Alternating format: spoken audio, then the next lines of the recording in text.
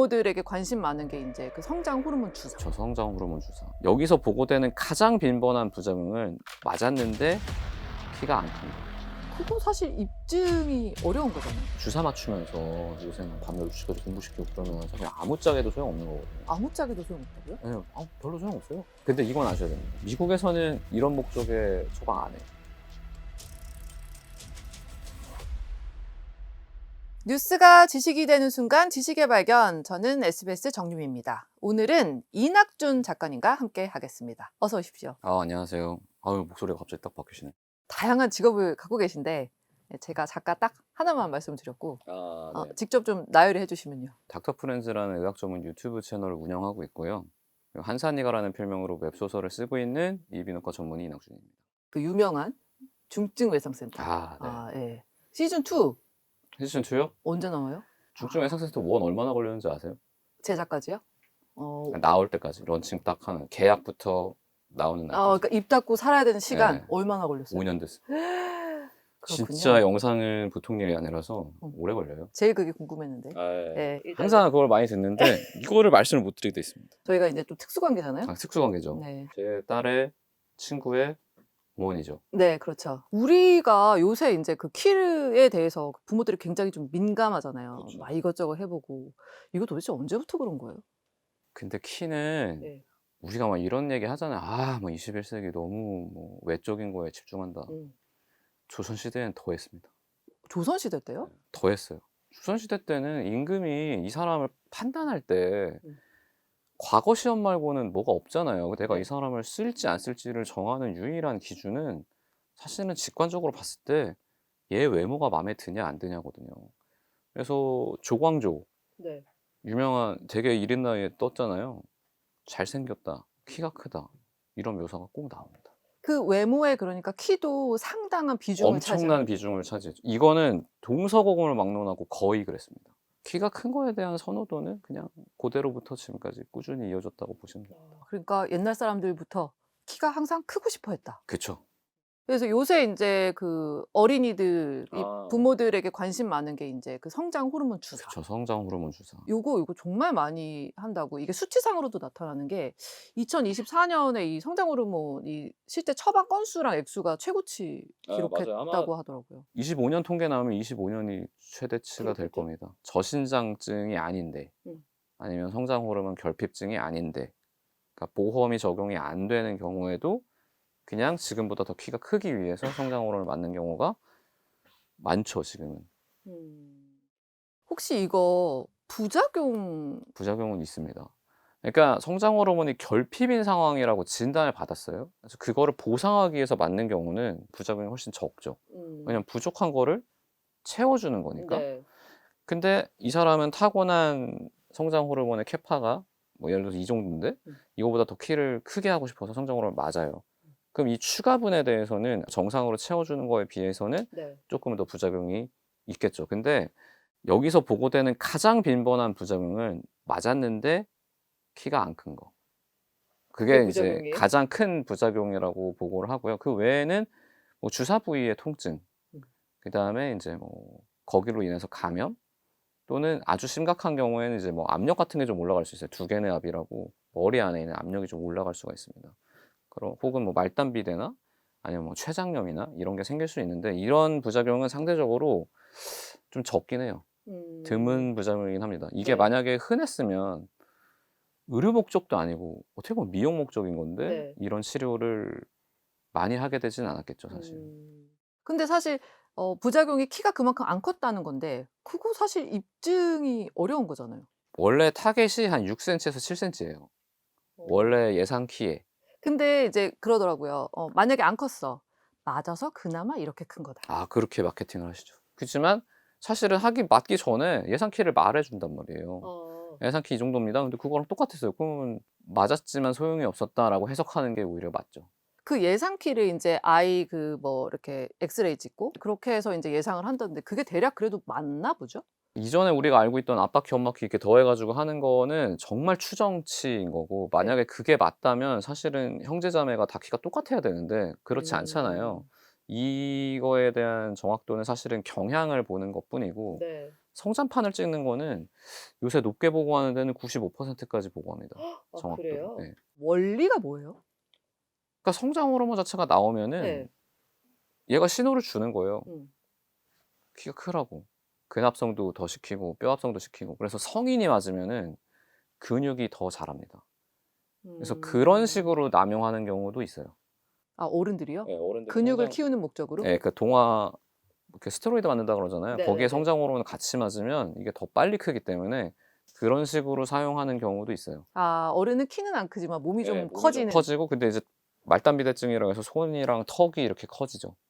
그거 음. 외에도 이제 뭐 암도 발생할 수 있고 네. 성인 같은 경우에는 더 심각한 부작용이 생기기 때문에 절대 하면 안 되는데 그런 작동을 하기 때문에 이제 키도 크는 거죠, 사실은. 어렸을 때는. 성장판이 열려 있으니까. 성장 호르몬 주사 비용도 되게 상당하더라고요. 용량에 따라 다릅니다. 아. 우리 애가 키에 비해서 좀 체중이 많이 나가.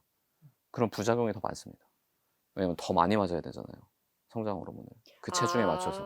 들어가는 절대량이 늘어나면 사실은 부작용이 더 늘어서 아, 정말 꼭 맞추고 싶다라고 하면 살을 빼고 난 다음에 하는 게 부작용을 좀 줄일 수 있어요. 정상 네. 체중으로 만들고. 조금 노력을 해가지고 만들고 하는 게 의학적으로는 안전해요. 아, 근데 이건 아셔야 됩니다.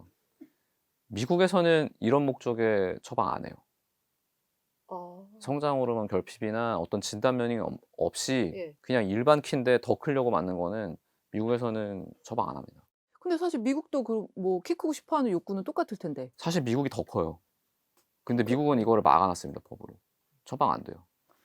그러니까 정상적인 방법으로는 처방이 안 되고 네. 아예 비보험으로는 받을 수 있어요. 근데 미국은 그러면 가격이 엄청나게 뛰기 때문에 사실은 접근성이 떨어지는 거고 일반인한테는.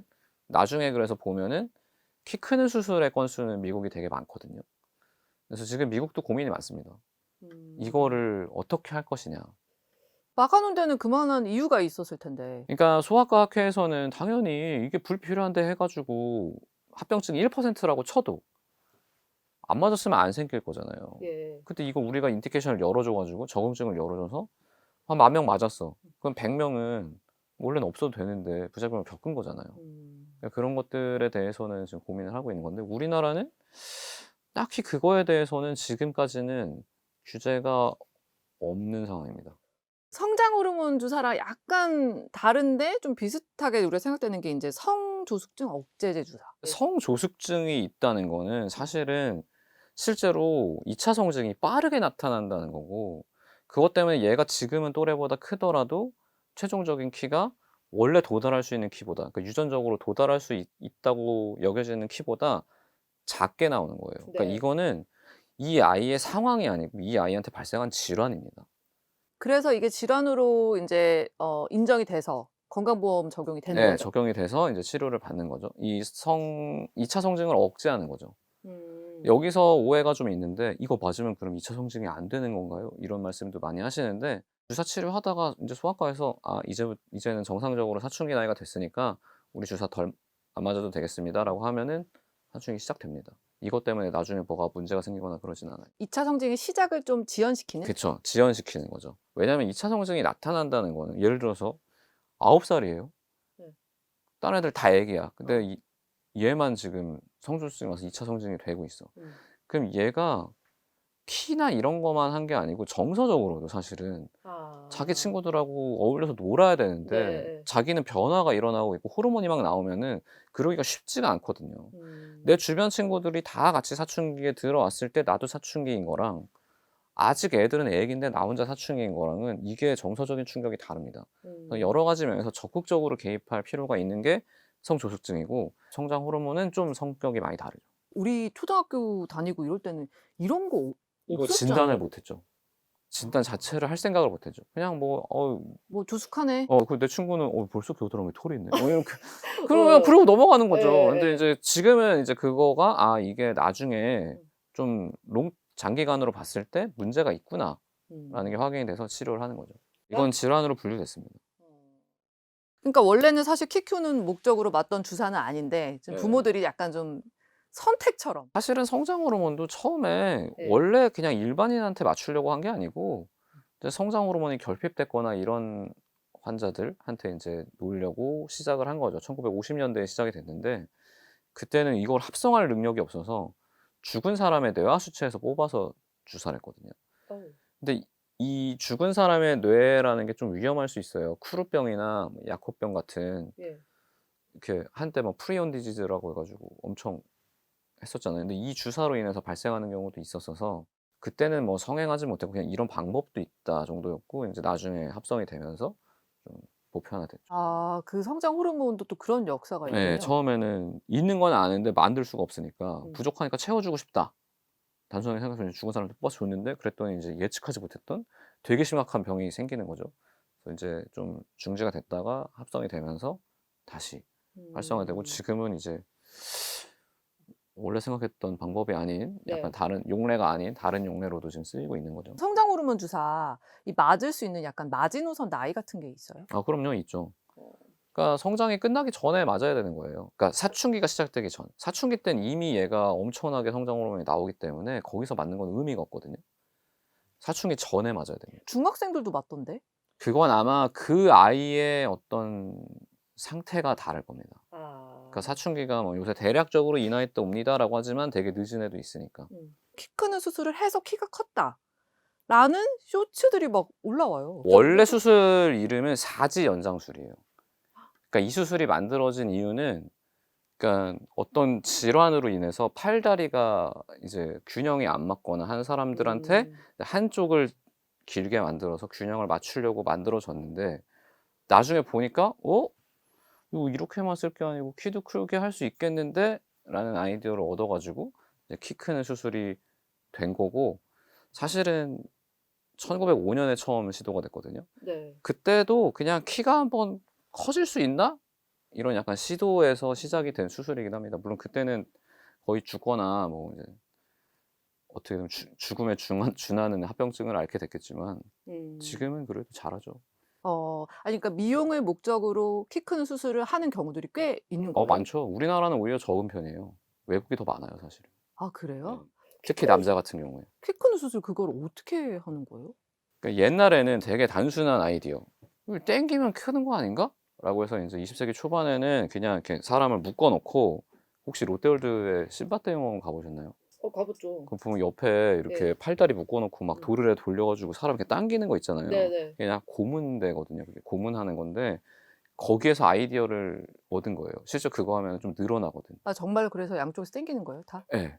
근데 이제 그렇게 되면은 이제 관절이 빠져 가지고 사실 못 걷게 되는 장애를 수반하는데 네. 그때는 그냥 '어 키 크면 되는 거 아닌가?'라고 해서 인제 그런 걸 해 보다가 어떤 사람들은 더 급격하게 무게를 줘 가지고 살이나 이런 데가 뜯어지면서 혈관이 터져서 사망하는 경우도 있고 그런 야만의 세월이 계속 되다가 1950 년도에 일리자로프 키 크는 수술 이름이 아마 일리자로프라고 아는 사람도 많을 겁니다.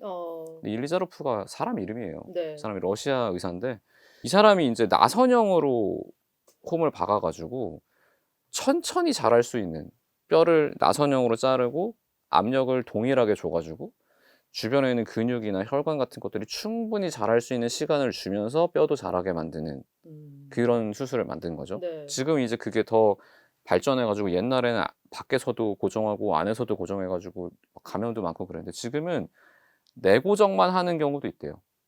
그러니까 아. 바깥에 이거 없이 그냥 안으로만. 그런 네네네. 경우에는 이제 원래 수술하면 한 6 개월 정도 못 걸어 다니거든요. 음. 근데 그게 좀 줄고 이런 식으로 계속 진보를 하고 있고 수술 건수 생각보다 되게 많습니다. 유전이라고 하잖아요. 아 맞습니다. 근데 인제 둘 중에 누구 닮을지는 우리가 복불복이라고 생각해야 그거는 되는 완전 거죠? 복불복인데 사실은 반반이 간다고 보시면 되고 유전의 영향이 70% 에서 80% 정도 돼요, 키는. 음. 사실은 타고나는 게 제일 크고 네. 잠, 스트레스, 운동, 영양 이런 것들이 후천적인 거에 들어가는데 타고난 게 일단 압도적이고 이거를 챙겨주면은 키가 좀 더 크겠죠. 그러니까 타고난 건 뭐 어떻게 할 수가 없으니까 음. 부모가 할 수 있는 노력은 여기에 있겠죠. 지금 부모들 굉장히 고민 많을 거거든요. '내 아이 맞힐까 말까.' 아 네. 근데 사실은 그거 말고 해볼 수 있는 것들을 해본 다음에 하는 것도 좋죠. 그러니까 뭐 주사 맞추면서 요새 막 밤 12 시까지 공부시키고 그러면 사실 아무짝에도 소용없는 거거든요. 왜냐면 성장 호르몬이 작동하는 시간이 밤 10 시부터 새벽 2 시인데 아무짝에도 소용없다고요? 예 별로 소용없어요 아 그러면. 예. 그래요? 그러니까 원래 정상적으로 나오는 시간에는 수면을 취하고 있어야 되거든요. 아. 그러니까 애는 애답게 좀 낮에 놀고 네. 에너지를 뺀 다음에 밤에 자야 좀 잘 큽니다. 그런 의미에서 좀 일찍 자고 일찍 일어나는 게 오히려 좀 훨씬 유리하죠, 애한테는. 그 진부한 얘기가 정말 통하는군요, 아, 너무 이론적으로. 통합니다. 왜냐면 이게 아직 우리 인간은 여전히 우리의 유전자는 옛날 원시인 때랑 똑같아요. 그냥 똑같습니다. 고대인이랑 우리랑 똑같아요. 거기에 사이클이 맞춰져 있는데 우리가 막 전등도 있고 이러니까 밤늦게 네. 자고 하는 거지. 음. 그렇게 되면은 일단 우리 몸이 거기에 맞춰져 있질 않기 때문에 망가지게 되어 있어요. 그리고 이제 영양 잘 고려해서 밥을 먹이고, 그다음에 운동이 진짜 중요하죠, 사실은. 자전거도 같이 탄다든지, 아빠 역할. 아니면 뭐 캐치볼이라도 한다든지, 네. 일부러 좀 이상한 데 던져가지고 뛰어갔다 오게 하고 뭐 어. 그런 거 하면은 좀 확실히 도움이 되죠. 그런 것들 해보고, 아, 그랬는데도 안 돼. 아, 근데 우리 키가 작아서 얘도 작을 것 같아. 그럼 뭐 고려를 해볼 수 있지만, 그게 아니라면은, 그 저희 둘째는 알아서 잘 크고 있으니까 걔는 그냥 두고 있단 말이죠. 네. 그렇게 되면 그게 제일 좋죠, 사실. 우리 이제 골고루 잘 먹으라고 말은 하지만 그래도 키 클 때는 고기를 많이 먹어야 되는 단백질이 진짜 중요합니다. 맞군요. 네, 단백질이 중요하고, 근데 어릴 때는 탄수화물을 제한하면 안 돼요. 물론 탄수화물만 먹으면 당연히 안 되는데, 네. 어른 식단처럼 탄수화물을 막 줄이면서 단백질을 먹는 것보다는 탄수화물도 있어야 됩니다. 왜냐면 활동하는 것도 있고 기초 대사량 자체가 높거든요, 얘네가. 성장할 때도 탄수화물이 쓰이기 때문에 네. 충분히 먹으면서 단백질을 좀 챙겨주면은 훨씬 성장에 유리하죠. 평소 자세는 어때요, 애들? 이렇게 약간 꼿꼿하게 앉아 있으면은 쪼끔 그래도 1 센치라도 도움이 될까요? 사실 그 자세 자체가 키가 큰다는 보고는 사실 없어요. 만약에 막 주사 맞추고 싶어요. 근데 애가 자세가 이상해. 한번 검사 받아보시는 게 좋습니다. 만약에 척추가 약간 휘어 있는 측만증이 있는데 성장 호르몬 맞으면 이게 더 심해지거든요. 그래서 그런 그것도 거는 되게 좋은 하기 전에 얘기네요. 진단 받아야 됩니다.